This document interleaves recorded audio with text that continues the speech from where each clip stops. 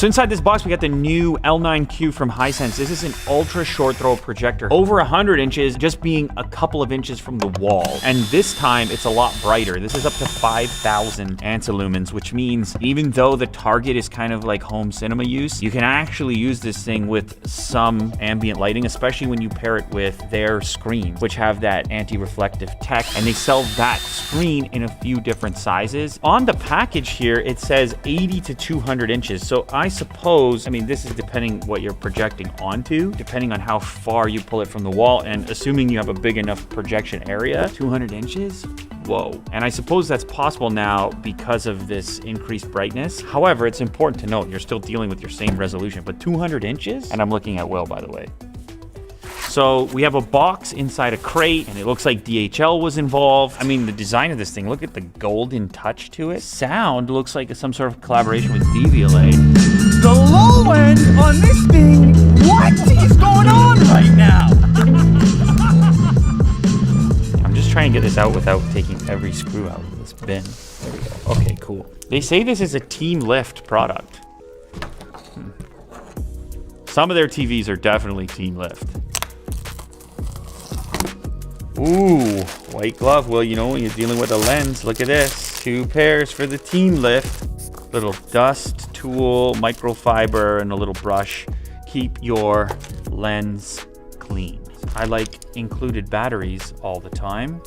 Probably to just feet to sit on the bottom so you have the right angle, I presume. Oh, here we go. C-shaped block installation instruction. Yeah. Slightly lift the console, press down the C-shaped blocks to ensure they're firmly adhered to the cabinet. And they give you a legit full-size remote here. Buttons for Netflix, YouTube, Prime Video, Tubi, Disney+. Voice interface is also there. And your typical stuff, channel volume. Ooh, here is our ultra short throw. This is a 200-inch capable device, and I'm just holding it like this. Like, well, you're not moving a 200-inch TV around. I mean, even a 100-inch, because we've had the 100-inch display in here as well, right?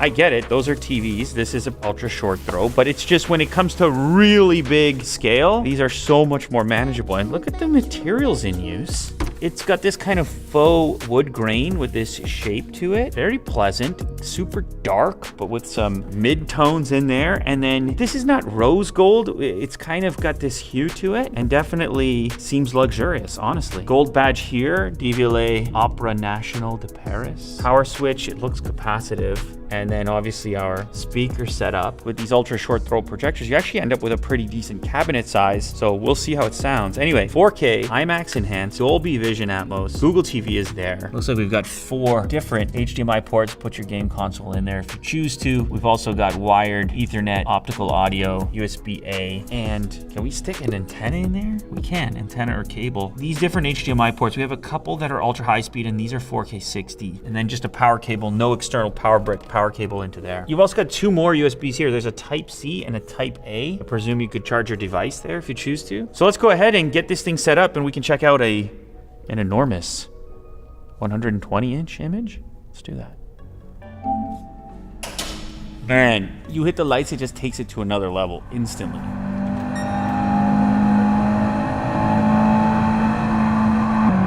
Uh-oh. Woo! You do not think you're looking at a projector. I'll tell you right now, you do not, you think you're looking at a giant TV. And I think that's why there's this like mixture of terminology. They're like, oh, laser TV or ultra short throw. And truthfully, in a dimly lit environment, it mimics a TV experience. And then in a slightly lit environment, then it's kind of somewhere between the two from a brightness perspective. But these modern ones are a lot more bright than they used to be. The other thing I should mention at this point is if you're seeing any kind of like purplish color hue changes on the display, that is because of the recording equipment from the cameras and the sensors on the cameras. You don't see any of that, and Mo's gonna insert shots shot on a smartphone to show you more what it looks like for me. This is a 120-inch screen, and setting it up, it's kind of cool. There's these little hooks on there that allow you to play with and adjust the height of it in order to find the optimal spot, and it's way lighter to get this thing up on the wall than if you would imagine a 120-inch TV, standalone TV. Of course, the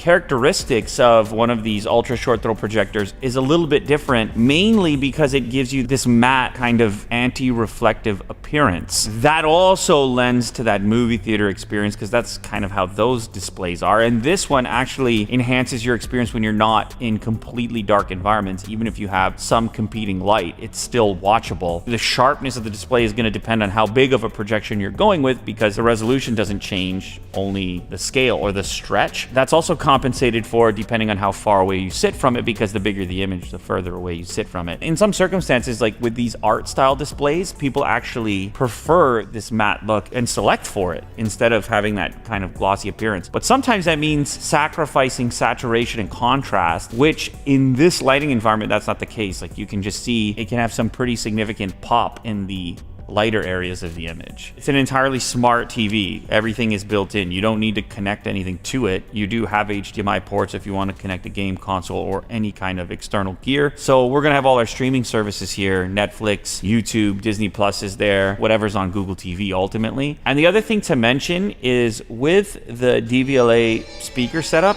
you may not need to add any kind of external sound, keeping your setup even cleaner and smaller.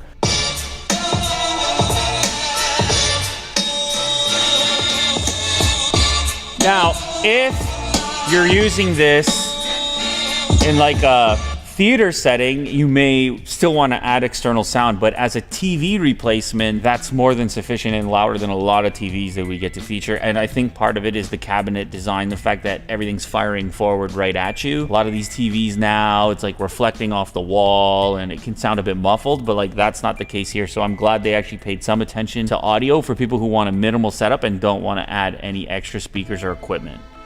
You're probably wondering, okay, this is a dimly lit environment, so what happens if you do have some more ambient lighting? And we do have some pretty bright lighting in this space. So now we have the house lights turned on, and yet still you're not getting glare or reflection, so it's still really watchable. And I'm enjoying the fact that I'm looking at a 120-inch screen. The darker the room gets, the better the image gets, but this is way beyond the image you're gonna get from a traditional projector in most circumstances. Oh, this is kind of cool. This stuff that I'm watching right now. He's in every cubicle, and on the computer screen is him pushing a rock up a slope, and then he's on the calendar, he's on the clock, he's delivering the mail, you know what I mean? It looks pretty good, even when we have like full-on lighting. How does it look on your camera? It looks good? It looks fantastic. It does, right? Oh!